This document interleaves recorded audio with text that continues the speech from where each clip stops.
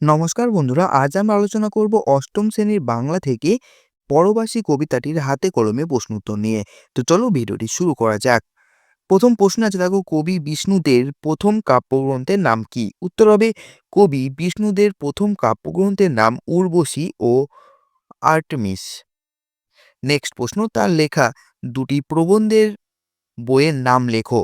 উত্তর হবে কবি বিষ্ণুদের লেখা দুটি প্রবন্ধ গ্রন্থের নাম রুচি ও প্রগতি এবং সাহিত্যের ভবিষ্যৎ। ২ নম্বর প্রশ্নে আছে, নিম্নরেখ শব্দগুলির বদলে অন্য শব্দ বসিয়ে অর্থপূর্ণ বাক্য তৈরি করো। প্রথমটি করে দেওয়া হলো। প্রথম প্রশ্ন আছে, দেখো, দুই দিকে বন, মাঝে ঝিকিমিকি পথ। এখানে দুই দিকে বন, মাঝে আলো ছায়া পথ, এটা হবে উত্তর। নেক্সট প্রশ্ন, একে বেঁকে চলে প্রকৃতি তালে তালে। এটা হবে ছন্দে। নেক্সট প্রশ্ন, তাঁবুর ছায়ায় নদীর সোনালী সেতারে। এটা হবে কুলকুল ধ্বনিতে। নেক্সট প্রশ্ন, ২-৪ হঠাৎ পুলকে বন ময়ূরের কথক। এটা হবে নাচ।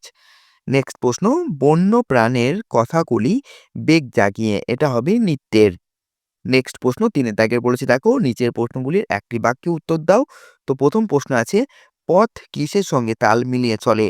উত্তর হবে বিষ্ণুদের রচিত পরবাসী কবিতায় পথ বনের মধ্যে এঁকে বেঁকে প্রকৃতির সঙ্গে তাল মিলিয়ে চলে। ৩-২ প্রশ্ন, চিতার চলে যাওয়ার ছন্দটি কেমন? উত্তর হবে বিষ্ণুদের রচিত পরবাসী কবিতায় চিতার চলে যাওয়ার ছন্দ লুব্ধ হিংস্রের মতো। নেক্সট প্রশ্ন, ময়ূর কিভাবে মারা গেছে?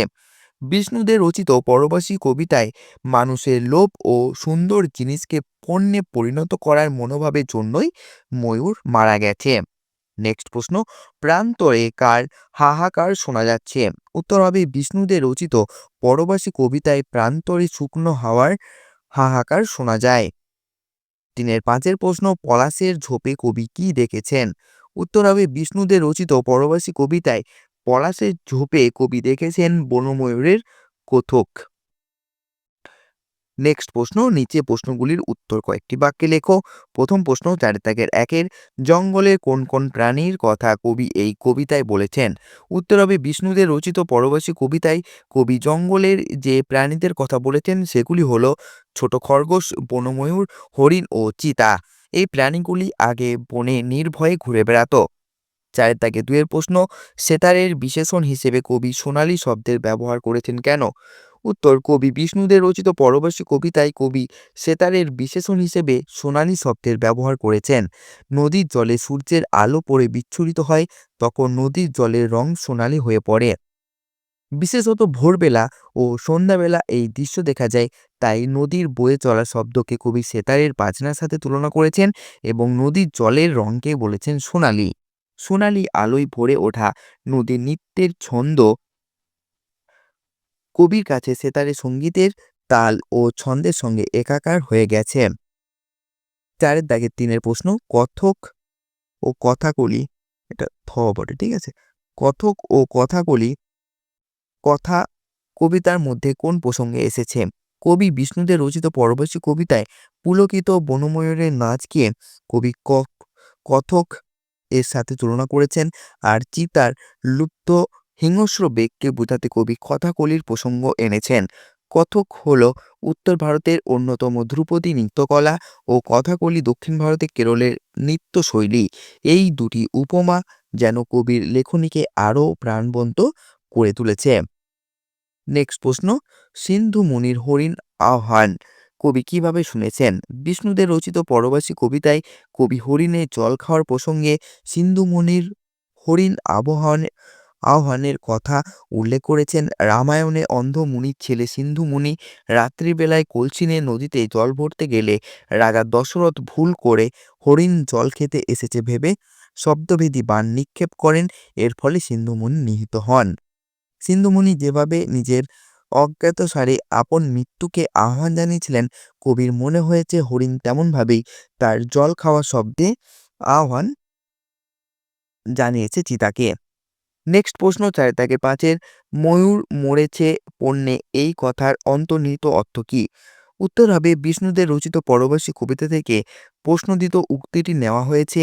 ময়ূর একটি অতি সুন্দর পাখি, এর রং বেরঙের পেখম আছে, তবে ময়ূরের সৌন্দর্য হয়ে উঠেছে এর ধ্বংসের কারণ। সুদৃশ্য পালকের কিংবা সুস্বাদু মাংসের লোভে মানুষই তাকে নির্বিচারে হত্যা করে পণ্যের সামগ্রী করে তুলেছে। পাঁচের প্রশ্ন, নিচের প্রশ্নগুলির উত্তর নিজের ভাষায় লেখো। প্রথম প্রশ্ন আছে, দেখো, বিরাম চিহ্ন ব্যবহারের দিক থেকে কবিতাটির শেষ স্তবকের বিশিষ্টতা কোথায়? এর থেকে কবি মানসিকতার কি পরিচয় পাওয়া যায়? উত্তর হবে কবি বিষ্ণুদের রচিত পরবাসী কবিতার সমগ্র অংশে কবি নানা বিরাম চিহ্ন ব্যবহার করলেও শেষ স্তবকে কেবল প্রশ্নবোধক চিহ্ন ব্যবহার করেছেন। পরপর চারটি প্রশ্নের মধ্যে দিয়ে তিনি কবিতাটি শেষ করেছেন। পরপর চারটি লাইনে এইরূপে চারটি প্রশ্নই শেষ স্তবকটিকে এক বিশেষতা প্রদান করেছে। শেষ স্তবকে তোলা প্রশ্নগুলির মাধ্যমে বোঝা যায় কবি এখানে অতি দুঃখে, হতাশায়, রাগে সমস্ত মানবজাতির প্রতি কিছু প্রশ্ন ছুড়ে দিয়েছেন। সেই প্রশ্ন কেবল কবির একা নয়, সেই প্রশ্ন কবির মতো অনেক মানুষের, যারা এই রকম পরিস্থিতির মধ্যে দিয়ে যাচ্ছে। কবি যেন সমগ্র মানব সভ্যতাকে এক প্রশ্নের মুখোমুখি দাঁড় করিয়েছেন, যার মধ্যে অন্তর্নিহিত রয়েছে মানবজাতির প্রতি বিদ্রূপ ও শ্লেষের আভাস। পাঁচের দাগে দুইয়ের প্রশ্ন, কবি নিজেকে পরবাসী বলেছেন কেন? উত্তর হবে বিষ্ণুদের রচিত পরবাসী কবিতায় কবি নিজেকে পরবাসী বলেছেন। পরবাসী বা প্রবাসী শব্দের অর্থ যে অন্যের থেকে বাস করে, অন্যের দেশে বাস করে। কবি নিজের দেশে বাস করা সত্ত্বেও নিজেকে প্রবাসী বলেছেন, কারণ তিনি প্রাকৃতিক সৌন্দর্যে পরিপূর্ণ এক শান্ত সহজ পরিবেশে থাকতে চান, যেখানে থাকবে ঘন বন, দেখা যাবে কচি খরগোশের লাফালাফি, বনময়ূরের কথক, চিতার হিংস্র বেগ, শোনা যাবে নদীর কলতান, হরিণের জল খাওয়ার শব্দ। কিন্তু কবির দেশে এসব কিছুই তিনি পাচ্ছেন না। বন কেটে তৈরি হওয়া রুক্ষ প্রান্তরে শুধুই শুকনো হাওয়ার হাহাকার। চেনা স্বদেশ আজ কবির কাছে সম্পূর্ণ অপরিচিত হয়ে উঠেছে। প্রকৃতির খোঁজে তাকে সারা দেশময় তাঁবু বয়ে ঘুরতে হচ্ছে। তাই কবি নিজেকে পরবাসী বলেছেন। পাঁচের দাগে তিনের প্রশ্ন, জঙ্গল সাপ, গ্রাম মরে গেছে, শহরের পত্তন নেই, প্রকৃতি ও মানুষের সম্পর্কের পরিপ্রেক্ষিতে এই পংক্তিটির প্রাসঙ্গিকতা বিচার করো। উত্তর হবে বিষ্ণুদের রচিত পরবাসী কবিতা থেকে প্রশ্নোদিত উক্তিটি নেওয়া হয়েছে। দিনের পর দিন জনসংখ্যা বাড়ছে, সেই সঙ্গে পাল্লা দিয়ে বাড়ছে মানুষের অন্ন, বস্ত্র, বাসস্থান ও আনুষঙ্গিক নানাবিধ চাহিদা। সেই চাহিদার ভার গিয়ে পড়েছে প্রকৃতির উপর। মানুষ বনভূমি ধ্বংস করছে, ধ্বংস হচ্ছে বন্যপ্রাণী, হারিয়ে যাচ্ছে গ্রাম। উন্নত সভ্যতার দিকে মানুষ এগিয়ে চললেও আদর্শ নগরের পত্তন ঘটাতে পারেনি। রয়েছে পরিকল্পনার অভাব। এ কারণে প্রকৃতির ভারসাম্য ক্রমশ নষ্ট হচ্ছে। তাই বর্তমান পরিস্থিতিতে প্রকৃতি ও মানুষের পরিপ্রেক্ষিতে এই পংক্তির যথেষ্ট প্রাসঙ্গিকতা রয়েছে, তা নিঃসন্দেহে বলা যায়। নেক্সট প্রশ্ন, পাঁচে দাগে চারের, পরবাসী কবিতার প্রথম তিনটি স্তবক ও শেষ দুটি স্তবকের মধ্যে বক্তব্য বিষয়ের কোনো পার্থক্য থাকলে তার নিজের ভাষায় লেখো। তার উত্তর হবে বিষ্ণুদের রচিত পরবাসী কবিতাটি পাঁচটি স্তবকে বিভক্ত। প্রতিটি স্তবকে মোট চারটি করে পংক্তি। কবিতার প্রথম তিনটি স্তবকে উঠে এসেছে প্রকৃতির অপার সুন্দর রূপ, যেখানে রয়েছে ঘন বন, কচি খরগোশের লাফালাফি, বনময়ূরের কথক, হরিণের জল খাওয়ার দৃশ্য, চিতার লুব্ধ হিংস্র বেগ প্রভৃতি। অর্থাৎ প্রকৃতি যেন নিজেকে মেলে ধরেছে, যেখানে রয়েছে শান্তি, সাম্য ও পূর্ণতা। তবে কবিতার শেষ দুটি স্তবকে উঠে এসেছে প্রকৃতির রিক্ত রূপ, মানুষ কর্তৃক পৃথিবীকে নিপীড়নের চিত্র, যেখানে বন জঙ্গলে নেই আছে প্রান্তরের শুকনো হাওয়ার হাহাকার। সভ্যতার নেশায় মানুষ নিজের আদি বাসস্থান প্রকৃতিকেই ধ্বংসের মুখে ঠেলে দিচ্ছে। গ্রাম তার নিজস্ব বৈশিষ্ট্য হারিয়ে নিঃস্ব হয়ে পড়েছে। তৈরি হয়নি আদর্শ শহরও। তাই কবি প্রশ্ন ছুড়ে দিয়েছেন, প্রকৃতির প্রতি এত অবহেলা দেখেও মানুষ এত চুপ কেন? কবি প্রকৃতির সন্ধানে নিজের দেশে তাঁবু বয়ে আর কতকাল ঘুরবেন? নেক্সট প্রশ্ন, পরবাসী কবিতাতে কবির ভাবনা কেমন করে এগিয়েছে তা কবিতার গঠন আলোচনা করে বোঝাও। উত্তর হবে, দেখো, বিষ্ণুদের রচিত পরবাসী কবিতাটির প্রথম তিনটি স্তবকে কবি স্মৃতিতে জেগে উঠেছে অতীত দিনের অরণ্য, প্রকৃতি ও গ্রাম্য সৌন্দর্যের ছবি।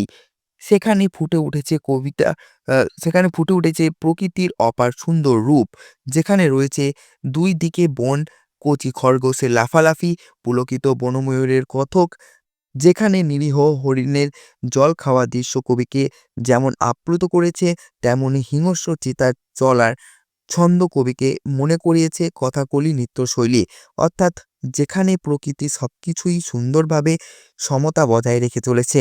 কবিতার শেষ দুটি স্তবকে কবি অতীতের স্মৃতি থেকে বেরিয়ে এসেছেন, দাঁড়িয়েছেন রূঢ় বাস্তবের মাটিতে। সেখানে শুধুই রুক্ষতা, ধূসরতা আর অনুর্বরতা ছবি, না থাকার আর হারানোর হাহাকার। সভ্যতার আগ্রাসী মনোভাব, বন ধ্বংস হয়েছে, মানুষের লোভে সৌন্দর্য পরিণত হয়েছে পণ্যে, গ্রাম মরে গেছে, সুপরিকল্পিত নগরের পত্তনও ঘটেনি। তাই কবিতায় তাই কবির ভাবনায় ফুটে উঠেছে প্রকৃতিকে হারিয়ে ফেলার নৈরাশ্য তথা প্রকৃতি ধ্বংসকারী সভ্য সমাজের প্রতি শ্লেষ। নেক্সট প্রশ্ন আছে, দেখো ৫ দাগে ৬ কবিতাটির নাম পরবাসী দেওয়ার ক্ষেত্রে কবি কি চিন্তা কাজ করেছে বলে তোমার মনে হয়? তুমি কবিতাটির বিকল্প নাম দাও এবং সে নামকরণের ক্ষেত্রে তোমার যুক্তি সাজাও। দেখো উত্তর হবে বিষ্ণুদের রচিত পরবাসী কবিতায় কবি নিজেকে পরবাসী বলেছেন। পরবাসী বা প্রবাসী শব্দের অর্থ যে অন্যের দেশে বাস করে। কবি নিজের দেশে বাস করা সত্ত্বেও নিজেকে প্রবাসী বলেছেন, কারণ তিনি প্রাকৃতিক সৌন্দর্য পরিপূর্ণ এক শান্ত সহজ পরিবেশে থাকতে চান, যেখানে থাকবে ঘন বন, দেখা যাবে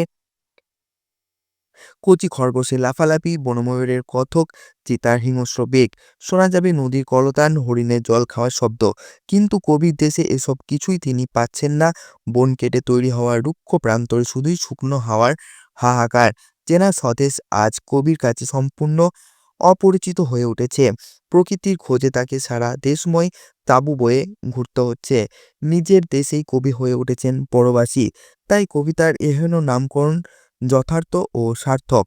কবিতাটির বিকল্প নাম আমি দিতে চাই সোনালী অতীত। কবি জীবনের যে সোনালী অতীতগুলো হারিয়ে এসে দাঁড়িয়েছেন বর্তমানের মাটিতে, সে মাটি বড়ই রুক্ষ। কবিতা ছত্রে ছত্রে ধরা পড়েছে সেই সোনালী অতীতকে হারানোর বেদনা। তাই কবিতাটির নাম দিতে হয়েছে সোনালী অতীত। নাম দিতে চাই সোনালী অতীত। নেক্সট আছে, দেখো টিকা লেখো কথক, সেতার, কথাকলি, সিন্ধুমণি এবং পণ্য। তো প্রথমে আমরা দেখে নেব কথক। এটা থ হবে, ঠিক আছে? এই বানানটা সব জায়গাতে ভুল রয়েছে, এটা কতক হবে। কতক ভারতীয় শাস্ত্রীয় নৃত্যের প্রধান 4টি ধারার মধ্যে একটি। এই নৃত্যের ফর্ম প্রাচীন উত্তর ভারতের যাযাবর সম্প্রদায় থেকে উদ্ভূত। লখনৌ ও জয়পুরকেই এই নৃত্যের জন্মস্থান বলে উল্লেখ করা হয়ে থাকে। সব রকমের শাস্ত্রীয় নৃত্যের মধ্যে কথক সবচাইতে জনপ্রিয়। কথক নৃত্যের প্রধান পোশাক লম্বা গোড়ালি পর্যন্ত পেশোয়াজ নামক এক ধরনের সিল্কের জামা ও চুড়িদার পাজামা। উজ্জ্বল প্রসাধন ও অলংকার ব্যবহৃত হয়। এরপর আছে সেতার। সেতার বিশ্বের সবচেয়ে পরিচিত ভারত উপমহাদেশীয় বাদ্যযন্ত্র। এটি অনেকাংশে তানপুরার ন্যায় দেখতে। তুম্বা ও ডান্ডি সমন্বয়ে সেতার কম বেশি 17টি তার থাকতে পারে। 3টি থাকে বাজনার জন্য, সেগুলি মা, সা, পা তে সুর বাঁধা থাকে। এরপর আছে কথাকলি। কথাকলি হলো ভারতীয় শাস্ত্রীয় নৃত্যের একটি অন্যতম প্রধান ধারা। এতে এক প্রকার গল্প বলা হয়ে থাকে, যেখানে প্রথাগতভাবে অভিনেতা নৃত্যশিল্পীরা বিভিন্ন রঙের রূপসজ্জা, পোশাক ও মুখোশ পরেন। এটি ভারতের মালায়ালাম ভাষী কেরলের হিন্দু প্রদর্শন কলা। কথাকলির প্রথাগত বিষয়বস্তু হল হিন্দু মহাকাব্য ও পুরাণে বর্ণিত লোক পৌরাণিক গল্প, ধর্মীয় কিংবদন্তি ও আধ্যাত্মিক ধারণা। নেক্সট আছে সিন্ধুমণি। রামায়ণের অযোধ্যাকাণ্ডে সিন্ধুমণির কথা বর্ণিত আছে। সিন্ধুমণি একজন পৌরাণিক ঋষি। তার পিতামাতা দুজনেই অন্ধ ছিলেন। তিনি সবসময় পিতামাতার সেবা করতেন। একদিন জঙ্গলে গাছের নিচে বাবা মাকে বসে তিনি তাদের জন্য নদীতে জল আনতে যান। তখন তিনি ভুলবশত রাজা দশরথের শব্দবেদী বাণের দ্বারা নিহত হন। এরপর আছে পণ্য। অর্থশাস্ত্রে পণ্য বলতে মূলত মূল্য আরোপিত পণ্যকে বোঝানো হয়। এটির ইংরাজি প্রতিশব্দ কমোডিটি। ইংরাজি শব্দটির উৎপত্তি ল্যাটিন কমোডি ধাতু থেকে, যার অর্থ সঠিক পরিমাপন। মার্ক্সের মতে যে যে কোনো পণ্যের রয়েছে একটি গুণ তা মানুষের কোনো প্রয়োজন বা চাহিদা মেটায়। এই চাহিদা হতে পারে বাস্তবিক যেমন খাদ্যদ্রব্য, আবার কাল্পনিক যা বিলাসদ্রব্য যেমন রং ফর্সা করার ক্রিম। 7 নম্বর প্রশ্ন আছে, দেখো নিচের শব্দগুলির ধ্বনিতাত্ত্বিক বিচার করো। জালিয়া থেকে দেখো জলে, এটা হবে জলিয়া, জইলা, জলে, এটা হচ্ছে অভিশ্রুতি। এরপর আছে পরবাসী, প্রবাসী থেকে হবে পরবাসী, বিপ্রকর্ষ বা স্বরভক্তি। চলিয়া থেকে হবে চইলা, তারপরে চলে, এটা হচ্ছে অভিশ্রুতি। তাম্বু থেকে হবে তাবু, এটা হচ্ছে নাসিক ভবন। 8 নাম্বার আছে ব্যাসবাক্য সহ সমাস নির্ণয় করো। নিটোল, নেই টোল যার, না তৎপুরুষ সমাস। বন ময়ূর, বনে থাকে যে ময়ূর, মধ্যপদলোপী কর্মধারায় সমাস। সিন্ধু মুনি, সিন্ধু নামক মুনি, মধ্যপদলোপী কর্মধারায় সমাস। নিজ বাসভূমি, নিজ বাসের জন্য ভূমি, নিমিত্ত তৎপুরুষ সমাস। সেতার, সে তার যার, সংখ্যাবাচক বহুব্রীহি। নিচের শব্দগুলি 9 নম্বর প্রশ্নে দেখো নিচের শব্দগুলি কিভাবে গঠিত হচ্ছে দেখাও। সোনালী, সোনা যুক্ত আলি। আহ্বান, আ হে যুক্ত অন। বন্য, বন যুক্ত জ। বসতি, বস যুক্ত তি। পরবাসী, পরবাস যুক্ত ই। 10 নাম্বার আছে নির্দেশ অনুসারে বাক্য পরিবর্তন করো। চুপি চুপি আসে নদীর কিনারে জল খায়, সরল বাক্যে চুপি চুপি নদীর কিনারে এসে জল খায়। 10 থেকে 2 এর প্রশ্ন, নিটোল টিলার পলাশের ঝোপে দেখেছি, জটিল বাক্য যেখানে নিটোল টিলা সেখানে পলাশের ঝোপে দেখেছি।